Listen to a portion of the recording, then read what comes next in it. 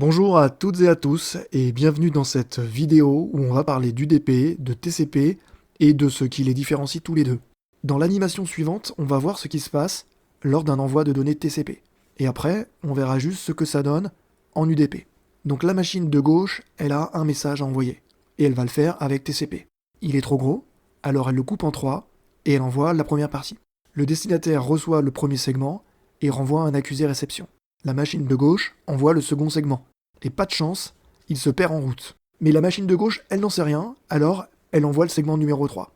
La machine de droite, quand elle récupère le segment numéro 3, elle comprend qu'il manque le segment numéro 2. Alors elle renvoie un accusé réception pour le segment numéro 1, histoire de dire à la machine de gauche « Eh, le dernier segment dans l'ordre que j'ai reçu, c'est le numéro 1 ». La machine de gauche, ça l'étonne un peu, alors elle fait d'abord comme si elle n'avait rien vu. Mais la machine de droite insiste et renvoie à nouveau des hacks pour le premier segment. L'acharnement, ça paye.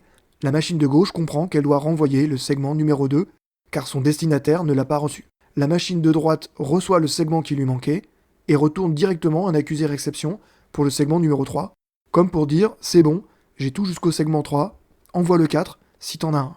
On n'a pas vu passer de hack pour le segment numéro 2, c'était pas utile. Donc ça, c'était TCP. Alors pas si direct, non. Et encore, on a beaucoup simplifié. Maintenant, UDP. UDP, c'est simple. La machine de gauche, elle a un message envoyé, elle l'envoie. La machine de droite, elle le reçoit ou elle le reçoit pas, la machine de gauche, elle s'en cogne. La machine de gauche a un second message envoyé, pareil, elle l'envoie. Et si la machine de droite ne le reçoit pas, en fait, elle s'en cogne toujours.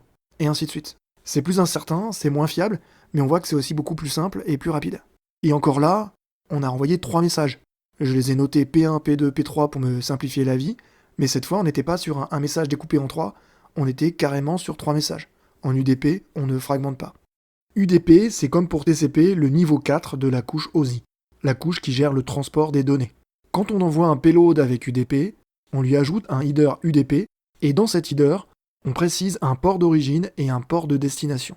Mais c'est pas tout, on ajoute également un header IP, avec cette fois une adresse IP d'origine et une autre de destination. Le payload, on l'envoie bien entendu à une autre machine, et il va falloir le router jusqu'à elle, même si elle doit se trouver à l'autre bout d'Internet. Le niveau IP, c'est celui de la couche réseau du modèle OSI. Au-dessus de la couche réseau, du niveau IP, on a le niveau liaison.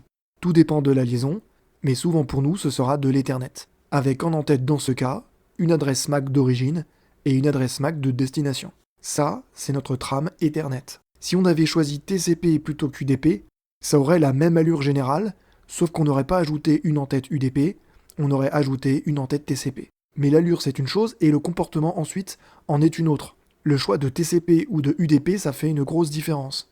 Le protocole TCP, il surveille de près les messages et il s'assure qu'ils arrivent et dans l'ordre. Il gère la vitesse d'envoi, cherche à optimiser la communication entre les deux machines et s'assure même de ne pas les surcharger.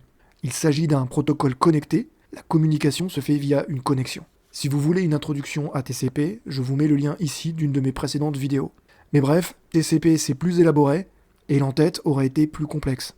Pour résumer, avec TCP, on parle de segments, on a une connexion, on découpe s'il le faut le payload en segments, on fragmente, l'ordre d'arrivée est garanti, on retransmet les segments perdus, et tout ça, ça repose en partie sur des accusés-réceptions.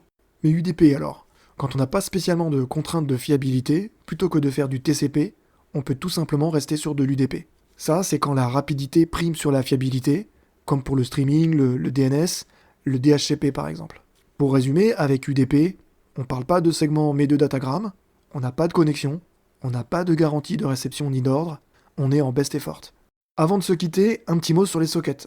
Quand deux machines se parlent sur le réseau, on a au niveau de l'OS des structures de données qu'on appelle des sockets. Les sockets, ce sont vos tickets d'entrée pour déposer des messages sur la pile réseau. Les sockets, c'est la base de la programmation réseau. Pour le contexte TCP, j'en ai déjà parlé dans cette vidéo-là. En TCP, la socket, elle donnera le port et l'IP local, ainsi que le port et l'IP distant. On aura bien entendu aussi le statut de la connexion, ce mot que vous avez déjà vu, listen ou established.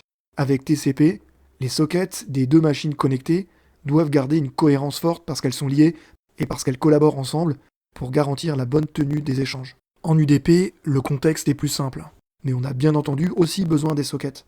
Le programme, il crée par son OS une socket depuis un port local et son IP vers un port distant et pas d'IP particulière. À partir de cette socket, il peut envoyer un datagramme UDP vers le port distant d'une IP quelconque. Dans certaines circonstances, la socket UDP peut être connectée à une adresse IP particulière.